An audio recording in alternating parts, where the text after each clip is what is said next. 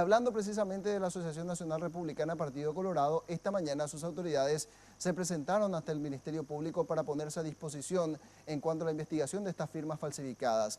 Dijeron en su defensa que ellos estiman que la oposición introdujo infiltrados a este esquema de recolección de firmas para quebrantar la voluntad popular.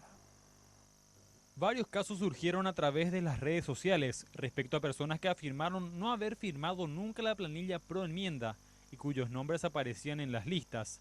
En otras imágenes se veía que incluso el Papa Francisco y el fallecido dictador Alfredo Stroessner se habían prestado a las intenciones reeleccionistas del Partido Colorado. Autoridades de la ANR se lavaron las manos ante esta situación y afirmaron que podría tratarse de infiltrados que buscan desprestigiar esta campaña. Y llama mucho la atención que ni siquiera bien presentadas las carpetas, todavía ni siquiera la justicia electoral, el TSJI había verificado y ya saltaron algunas denuncias de parte de la oposición, ¿no? Especialmente de parte de un sector del Partido Liberal, ¿verdad?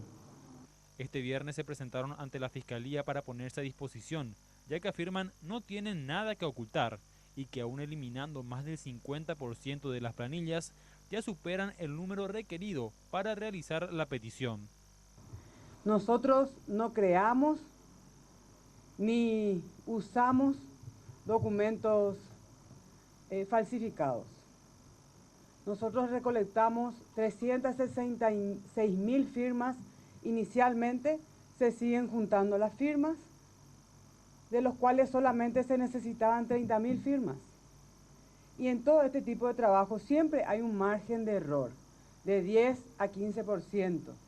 Samaniego afirmó que tienen incluso firmas para regalar al Partido Liberal, que informó que también inició su propia recolección de firmas para impulsar un juicio político contra el presidente Horacio Cartes.